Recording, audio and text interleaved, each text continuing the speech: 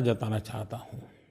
मैं कोई उपदेश देना नहीं चाहता हूँ और न ही मैं राज्य सरकार, केंद्र सरकार या स्थानीय स्वराज की संस्थाओं की इकाइयों की जिम्मेवारियों से बचने का रास्ता खोज रहा हूँ। अभी 2 दिन पहले मैंने दिल्ली की एक दुर्घटना के दृश्य पर मेरी नज़र पड़ी और दुर्घटना के बाद वो स्कूटर चालक 10 मिनट तक तड़पता रहा। उसे कोई मदद नहीं मिली। वैसे भी मैंने देखा है कि मुझे कई लोग लगातार इस बात में लिखते रहते हैं कि आप रोड सेफ्टी पर कुछ बोलिए, लोगों को सचेत कीजिए। बेंगलुरु के होशाकोटे के अक्षय हो, पुणे के अमय जोशी हो, कर्नाटक के मूरबिद्री के प्रसन्ना काकुंजे हो, इन सब ने काफ़ी लोगों के हैं नाम, मैं सबके नाम तो नहीं बता रहा हूँ, इस विषय पर चिंता जताई है और कहा है आप सबकी चिंता सही है। और जब आंकड़ों की तरफ देखते हैं तो हृदय हिल जाता है।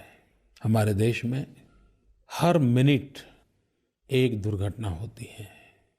दुर्घटना के कारण, रोड एक्सीडेंट के कारण हर 4 मिनट में एक मृत्यु होती है। और सबसे बड़ी चिंता का विषय ये भी है, करीब करीब 1/3 मरने वालों में 15 से 25 साल की उम्र के नौजवान होते हैं और एक मृत्यु पूरे परिवार को हिला देता है।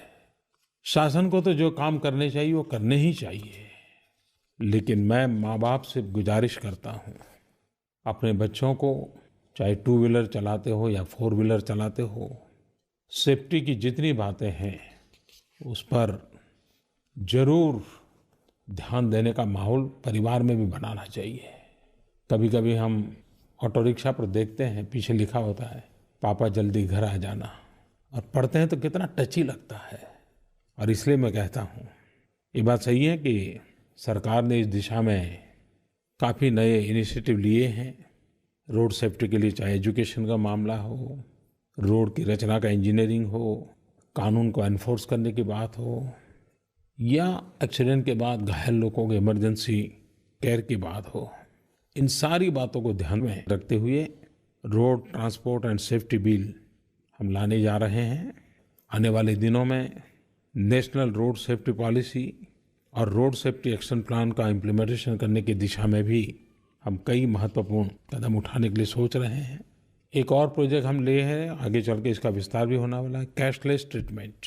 गुड़गांव, जयपुर और वडोदरा, वहाँ से लेकर के मुंबई, रांची, रड़गांव, महुलिया राजमार्गों के लिए हम एक कैशलेस ट्रीटमेंट, और उसका अर्थ है कि पहले 50 घंटे पैसे है कि नहीं, पैसे कौन देगा कौन नहीं देगा, इन सारी चिंता छोड़ करके एक बार रोड एक्सीडेंट में जो घायल है उसको उत्तम से उत्तम सेवा कैसे मिले, सारवार कैसे मिले, उसको हम प्राथमिकता दे रहे हैं। देश भर में हादसों के संबंध में जानकारी देने के लिए टोल फ्री 1033 नंबर, एम्बुलेंस की व्यवस्था, ये सारी बातें। लेकिन ये सारी चीज़ें एक्सीडेंट के बाद की है। एक्सीडेंट न हो इसके लिए तो हम सब ने सचमुच में, एक एक जान बहुत प्यारी होती है, एक एक जीवन बहुत प्यारा होता है, उस रूप में उसको देखने की आवश्यकता है।